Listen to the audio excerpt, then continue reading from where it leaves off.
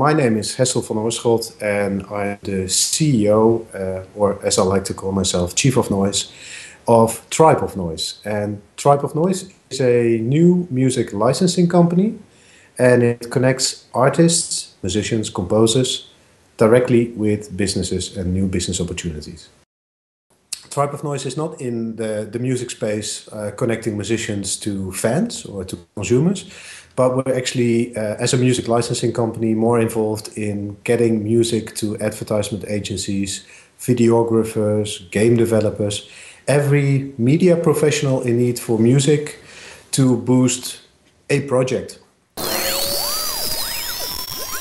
We run into issues of the complexity of music licensing business. You have to deal with labels, performing rights organizations, and if they don't pick up the phone, or if there's nobody who can just answer your question and license music yesterday, because like most media buyers, they need stuff yesterday, and they don't have like big budgets to spend on lawyers to figure out the legal framework to do so.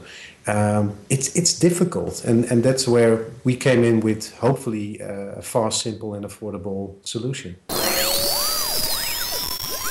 At this stage we have 18,000 members all over the world. 164 countries is the last count. Our customers, so the ones that we want to sell the music from our members to, are based in the US, UK, Scandinavia, the Netherlands. And as you might know, we just signed a couple of big partnerships this year in 2012. So we're expanding, hopefully, globally as we speak. When we started, we got offered the opportunity to start Tribe of Noise from Silicon Valley, get some venture capital. To be honest, it probably wouldn't have worked. The music licensing space, they need time to adopt, and what we call our Tribe of Noise revolution in this space, it also means spending a lot of time to sort out legal aspects. So, even with a big bank account and a lot of millions of dollars, it would take time to figure out all the boring stuff, the legal stuff, but it has to be done before we can go out and sell to our customers. We don't believe in one business model, so we have several or multiple business models in place. The two most promising ones at this moment for music licensing is getting money from in-store, so from playing music in supermarkets and hotel chains, etc. And the other one is an online music licensing platform that we call Tribe of Noise Pro. And it's a do-it-yourself platform, meaning that every media professional in need for music can just log on to Tribe of Noise Pro 24/7. It doesn't involve any salespeople from me, and they can just license music, swipe the credit card, and download. So those are the two models that we use. As you know, probably even better than I do, musicians, their big passion is music, of course. They're not business people, so they don't have that much money to spend on stuff. So for me to go out to musicians and to say, like, you have to pay me in advance to be on my platform, that doesn't make sense. So for musicians, composers, and people joining Tribe of Noise, it is free and it should stay free.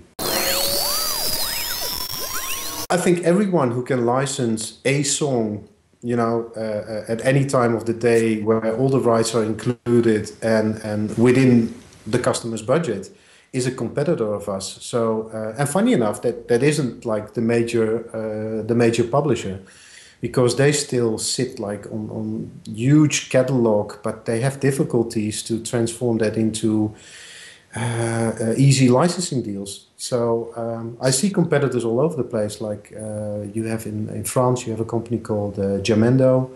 There is in America is a company called Music Dealers, but they are in the same space, and I like to call them like my colleagues, because we all going for the same goal. And but everyone at this moment, even composers, say like, I will go directly to my clients and sell them easy license deals, are in a way competing with the business model we're using. I think the most difficult thing for me to accept is, I'm traditionally not from the music space.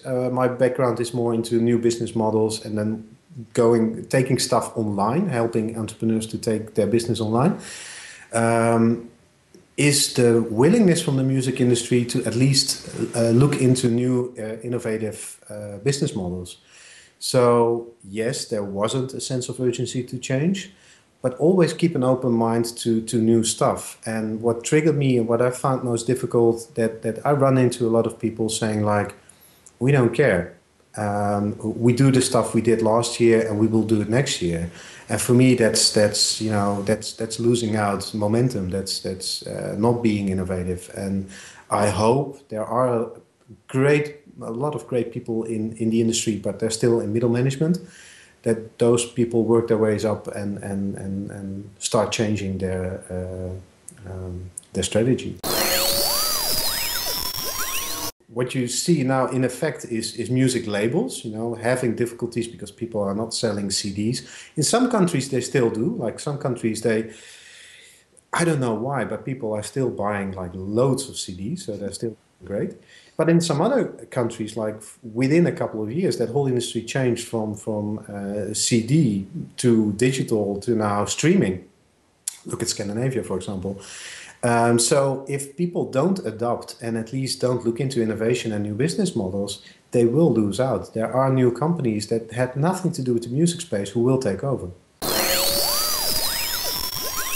Don't underestimate the power of, for example, social media, but also like word of mouth. I mean, we started with just 200 musicians that we handpicked ourselves.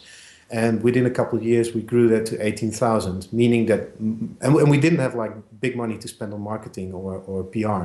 So that means that by offering those people new opportunities, they reach out to fellow musicians and say like, hey, have you been on Tribe of Noise, or have you at least looked at it?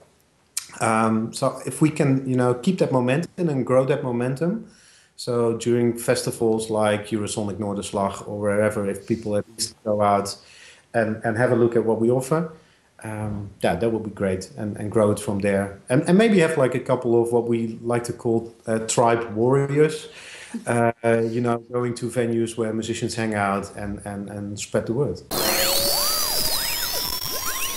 I would love to have more talented people in the music space who dedicate their time and energy on new business models.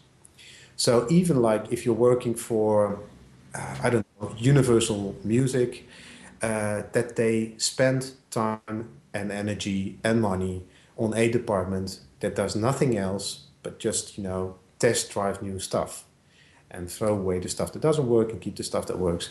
What I've seen now in the music space is that they rely too much on outside companies. Like at this stage, for example, all the labels look at Spotify and think like, hopefully this is our solution to all the problems.